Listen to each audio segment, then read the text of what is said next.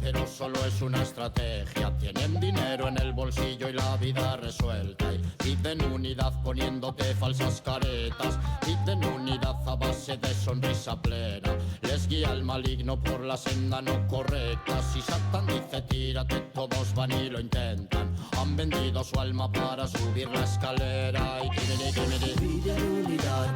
unidad. Han creado una historia para que te la creas nada más. Piden unidad. Te hablan de su barrio como si fuese un suburbio letal. Y piden unidad. Manejan un carro reluciente que pagó su papá. Y luego piden unidad. En su casa no faltó el pan que me van a comprar. No worry, me have solutions every morning. No worry, me a hustle as food is coming. No worry, Babylon na stop we growing. So no worry, be you. Si gira derecha, gira a la izquierda, hacen lo que diga la gente. Miran tu vida antes que la suya solo por sentir diferente. Llevan el mando en su casa pero aquí en el porrio no dura ni ente. Están vacíos por dentro y aseguro ni lo entienden. Piden unidad al hombre del cash, buscan el vacío legal de cómo acabar con la sociedad en un tiki-tac y así ampliar capital. Piden unidad a la masa perdida que apenas se recupera de la herida. Si cada familia tuviese comida no habría tanta necesidad. Piden unidad. Han creado una historia para que te la creas nada más. Bilderberg, marionetas o titiriteros. Organización. De cómo se organiza Bilderberg sabemos muy poco. Para entender su organización se hace imprescindible hablar de miembros, y aunque de eso hablaremos en la siguiente parte, en esta hablaremos de algunos. Y empezaremos por George McGee, no tanto por él, que también, sino por la documentación que donó a la Universidad de Georgetown, que demuestra que hubo una conferencia anterior a la de 1954, una que tuvo lugar en Dinamarca en 1953. La colección de sus papeles personales donada a la mentada universidad, puesta en fila, mediría 1,50 metros lineales, miles de documentos. ¿Quién pudiera acceder a todos?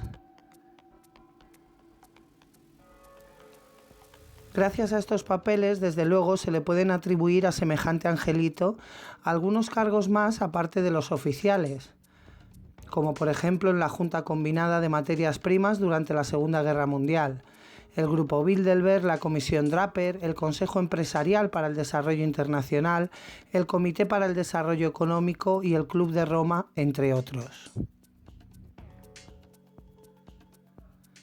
Si buscas en qué año fue la primera conferencia Bilderberg, encontrarás que fue en 1954 en los Países Bajos. Puedes hacerlo en Wikipedia, puedes buscar si no en la página Bilderberg Meetings o puedes hacerlo a través de Daniel Stulin o alguno de los escritores oficiales del Club Bilderberg, pero te dirían lo mismo. Podrías preguntármelo a mí y yo, hasta antes de ver esta documentación, te hubiera dicho 1954. Esta es la explicación que los encargados de estudiar y archivar la serie sobre Bilderberg de los papeles de McGee dan sobre la misma. Y como se puede ver, ellos han archivado documentación sobre la primera conferencia Bilderberg celebrada en 1953 en Dinamarca.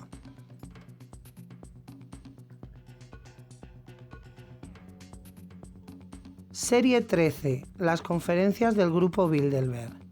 La primera conferencia del Grupo Bilderberg se celebró en 1953 en Dinamarca.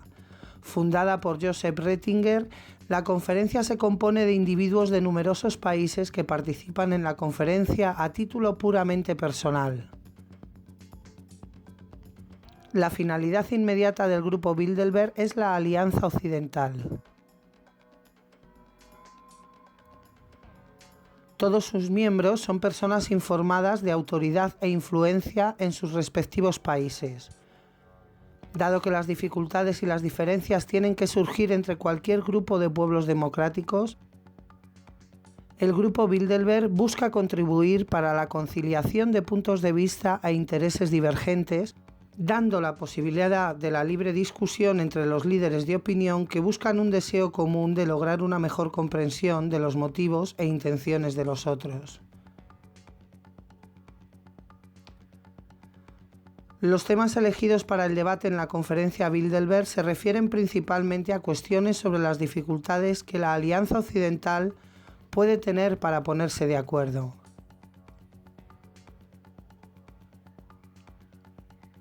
La confianza mutua está asegurada por el hecho de que la prensa y el público están excluidos y ni los documentos de antecedentes ni discursos se publican.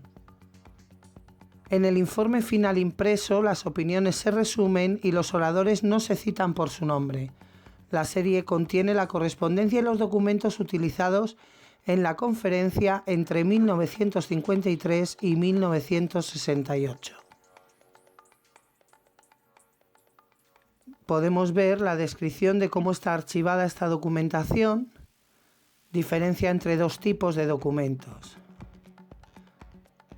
Por un lado vemos que habla de la correspondencia y los documentos utilizados en la conferencia, ordenados cronológicamente, y por otro lado la correspondencia también ordenada cronológicamente, así como fotografías y catálogos de varias conferencias. Es decir, diferencian entre los documentos de antes y durante la reunión y los que se generan a posteriori.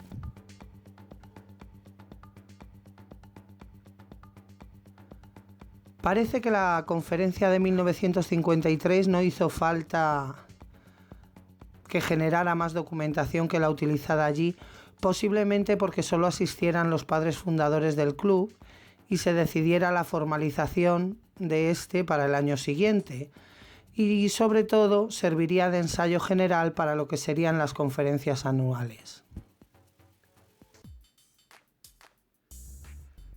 Parece que McGee, como miembro del comité directivo, sabía que la del 54 quedaría para la historia, pues guardó tickets, menús, etc., como recuerdo del acontecimiento. Vemos en esta imagen, por ejemplo, la distribución de la sala en la que se realizó la conferencia Bilderberg de 1954 e imágenes tomadas dentro de la reunión.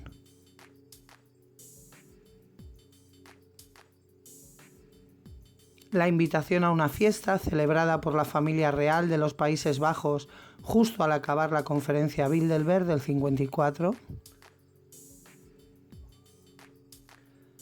Vemos también un recibo en el que se comunica a McGee que su pasaporte está en manos de la organización y que se le devolverá lo antes posible. Podemos afirmar también que Bilderberg mandó un coche a buscar a George McGee a su hotel el sábado y puede que también el día anterior, viernes, para llevarle a el Bilderberg Hotel, donde se celebraba la conferencia. Él se alojaba en un hotel en La Haya, concretamente en el ahora desaparecido Hotel Witterbrook. Sabemos también el menú elegido para el día 31 de mayo, gracias a que McGee lo guardó. Y vemos que también guardaba de otras conferencias, documentación y correspondencia, como por ejemplo este telegrama estadounidense relacionado con la conferencia de 1964, en la que se informa de que un grupo de alemanes influyentes viajará a Estados Unidos para asistir a la conferencia Bilderberg.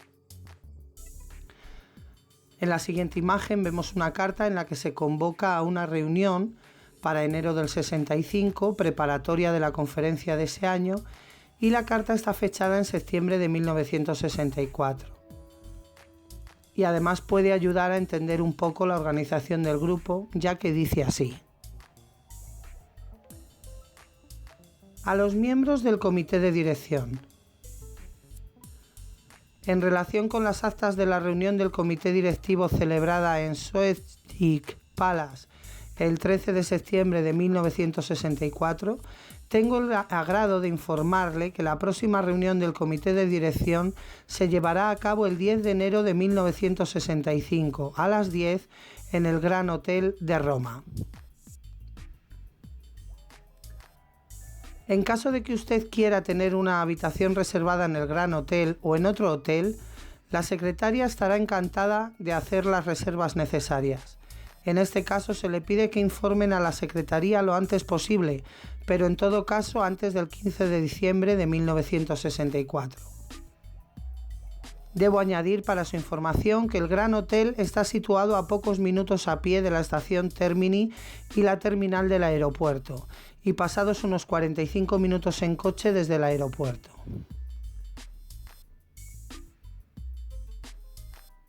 La agenda de esta reunión es la siguiente: apertura, orden del día de la conferencia de Vila d'Este, los documentos introductorios se distribuirán con antelación, los participantes de la próxima conferencia y otros asuntos.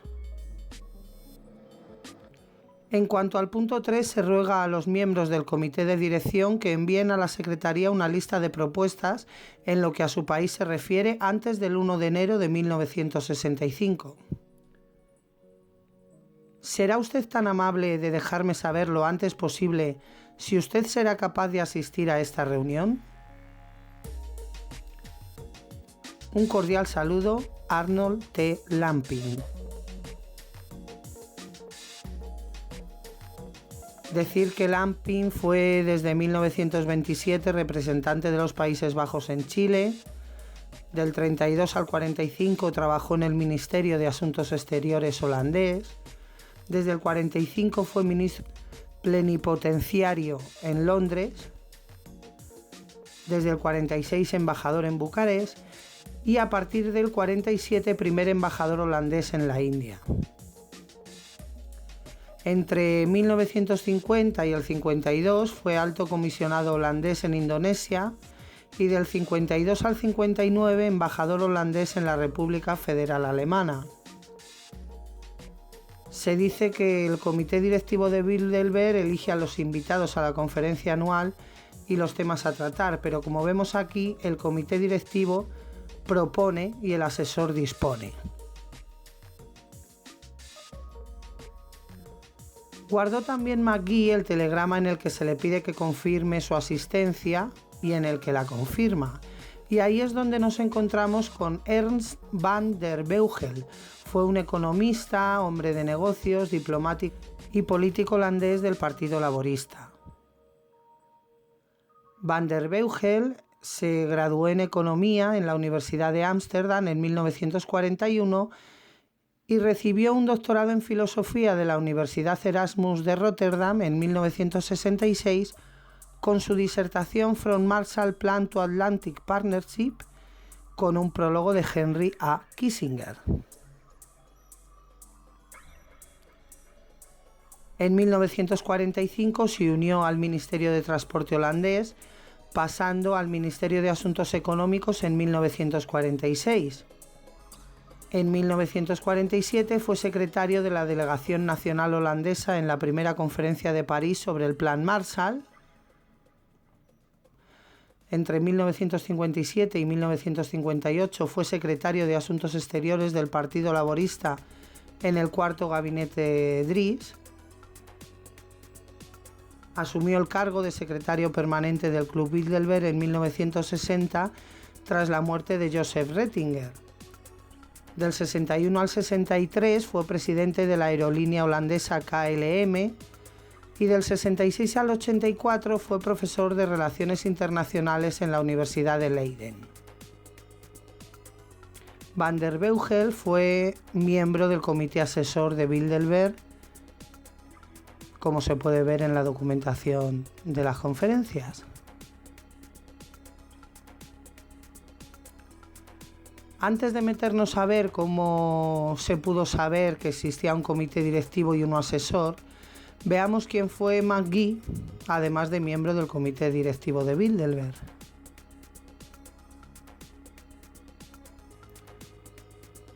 George McGee nació el 10 de marzo de 1912 en Waco, Texas, hijo de un banquero. Estudió en la Universidad de Oklahoma, donde se graduó con una licenciatura en geología en 1933. Durante un tiempo trabajó para Conoco, trabajando en equipo, e hizo el primer descubrimiento de petróleo en la costa del Golfo a través de sismología de reflexión. Fue galardonado con una beca Rhodes, obteniendo un doctorado en ciencias físicas por la Universidad de Oxford en 1937.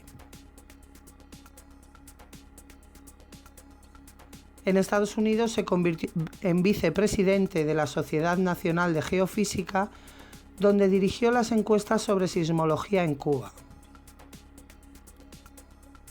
A su regreso a Texas, McGee encontró empleo en Everett Lee de Goldyer, de Servicios Petroleros de Goldyer, y McNaughton, explorando campos petrolíferos, y se casó con la hija de Goldyer, Cecilia, descrita como la mujer más hermosa y más rica de Texas. En 1940, McGee estableció su propia compañía, la compañía productora McGee, y pronto descubrió un yacimiento importante en Lake Charles, Luisiana, que hizo su fortuna. Al comienzo de la Segunda Guerra Mundial, McGee fue miembro del personal de la Oficina de Gestión de la Producción y miembro de la Junta de Producción de Guerra.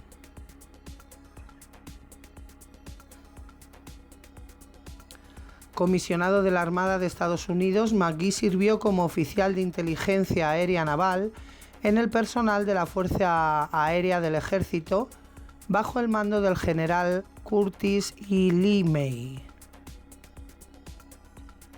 por lo que fue galardonado con la Medalla al Mérito.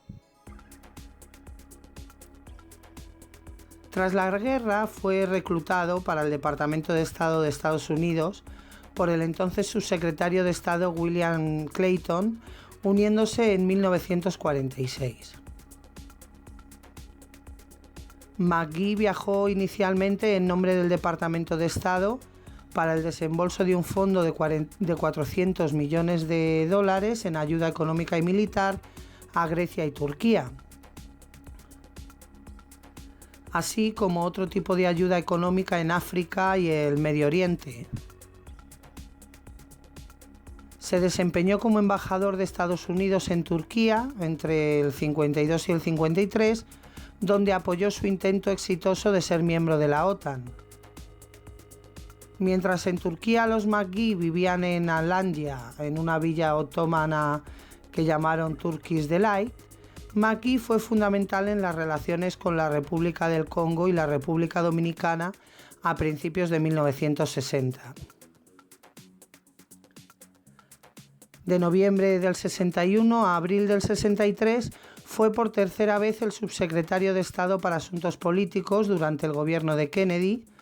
Más tarde sería reemplazado por Averell Harriman. Y bueno, el presidente Kennedy había dejado este cargo vacante desde enero de 1961 hasta que McGee fue convencido de que tomara la posición. A raíz de esta situación fue nombrado nuevo embajador de Alemania Occidental, desempeñando el cargo entre el 63 y el 68.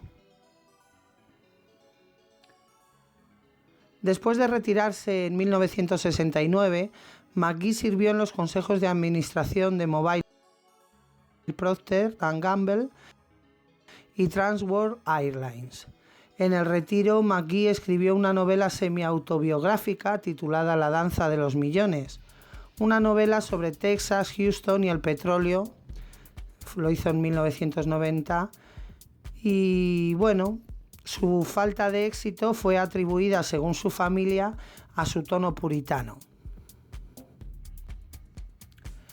En 1989, McGee donó su casa en Alanya, Turquía, a la Universidad de Georgetown.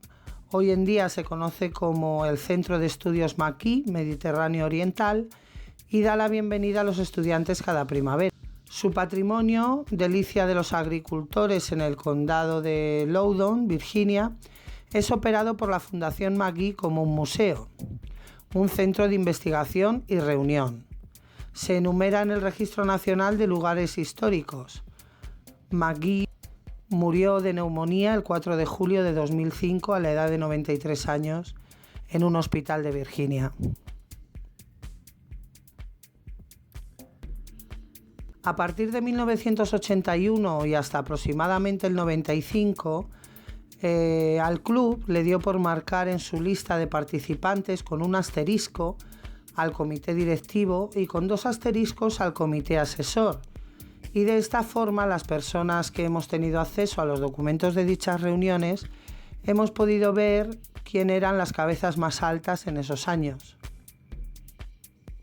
Por ejemplo, David Rockefeller ya figuraba como miembro del comité asesor en 1981.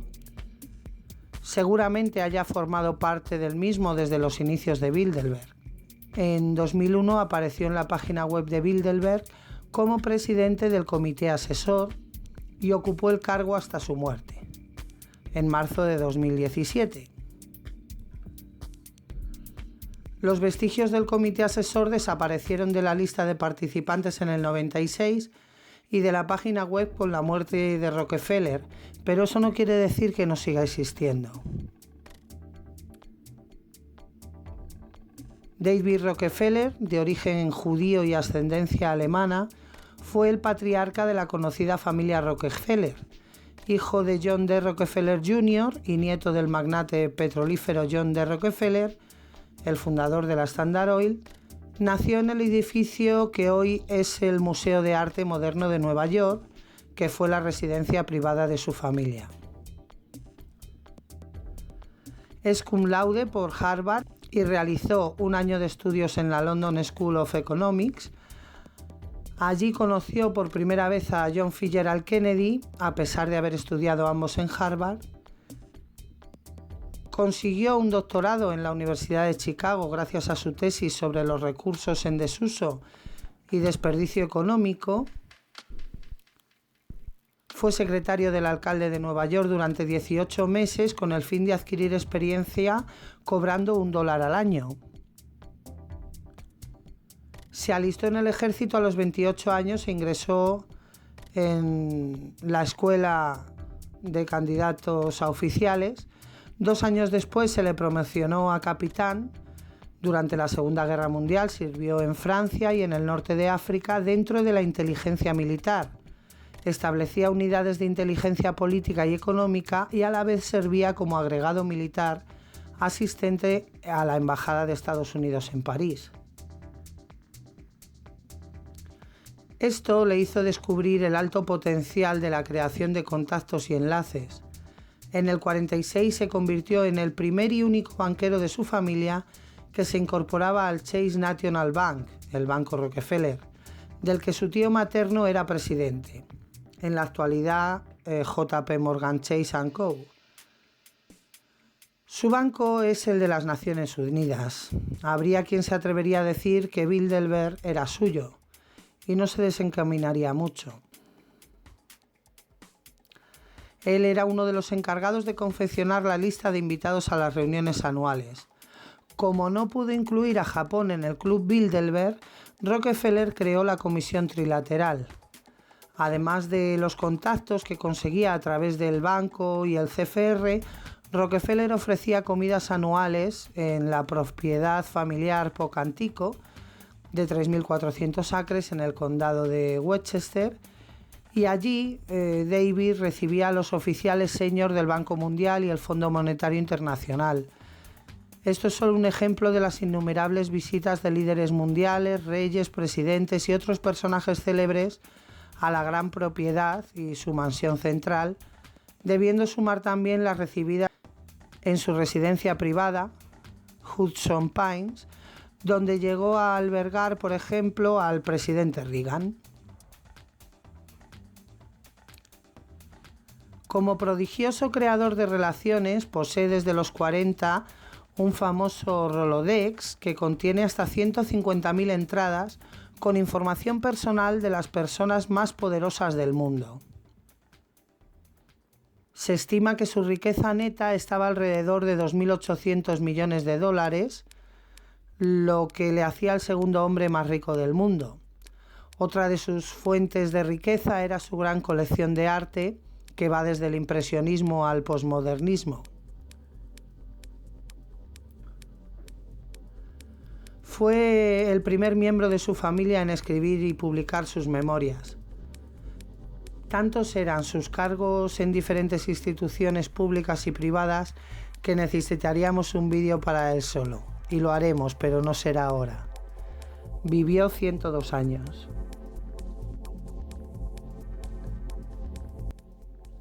Para entender mejor la organización Bilderberg, hasta donde ellos nos dejan ver, podemos tomar de ejemplo los invitados españoles a la reunión de 2018.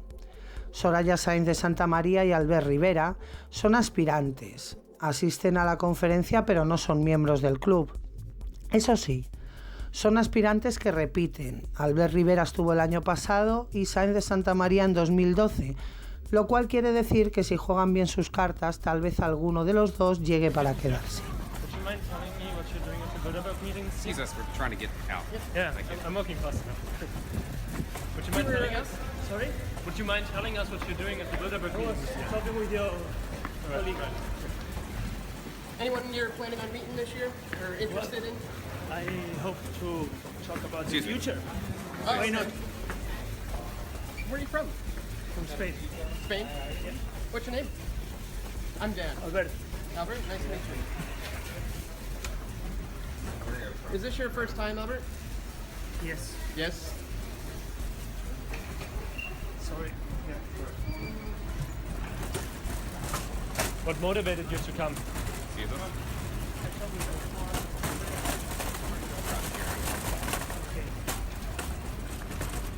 Well, thank you for being candid with us and talking to us. Most guys don't talk to us, so I appreciate it.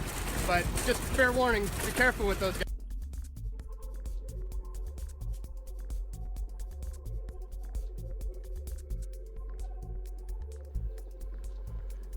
Ana Botín heredó la membresía de su padre y entró por la puerta grande, pasando a formar parte directamente del comité directivo de Bilderberg. El sillón se lo cedía Juan Luis Cebrián, que es muy posible que haya pasado a formar parte del comité asesor, ya que de todos los caídos del comité directivo en la última reforma, es el único que ha pasado a formar parte de los miembros de honor y el único que sigue asistiendo a las conferencias anuales. Todos los miembros del grupo asesor han ocupado un asiento antes en el comité directivo. El comité directivo propone temas e invitados y el asesor es el que toma las decisiones al respecto.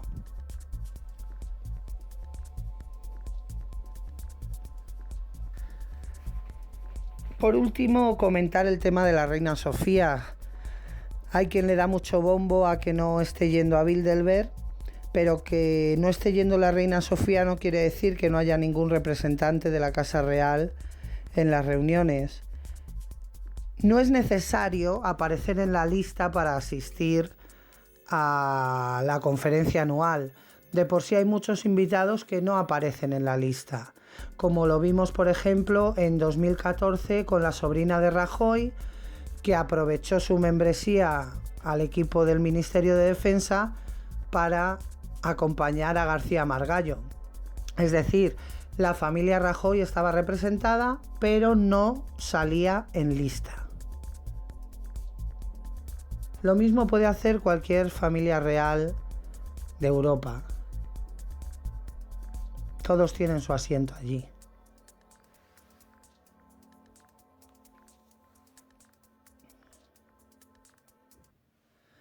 En la próxima parte hablaremos de miembros del club, aunque se hace imprescindible a lo largo de todo el documento audiovisual ir hablando de algunos de ellos. A continuación nombraremos muchos y analizaremos algunos de ellos a fondo. Se hace necesario repetir que no todos los asistentes a las conferencias anuales son miembros de Bilderberg. Bilderberg no son los amos del mundo, pero sí es un muy buen hilo del que tirar. Si todavía no has cogido papel y boli, te recomiendo que lo hagas y apuntes nombres de personas, de organizaciones y tires del hilo, si quieres saber cómo funciona el mundo. Pero eso no quiere decir que Bilderberg lo mueva.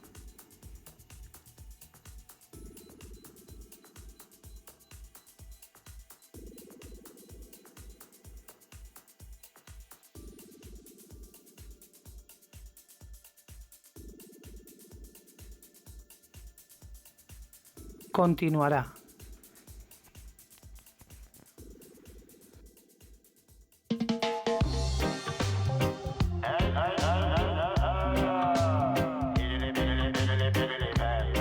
Positive at the control. Fly Cassandra, come back again. Piden unidad, piden unidad, piden unidad.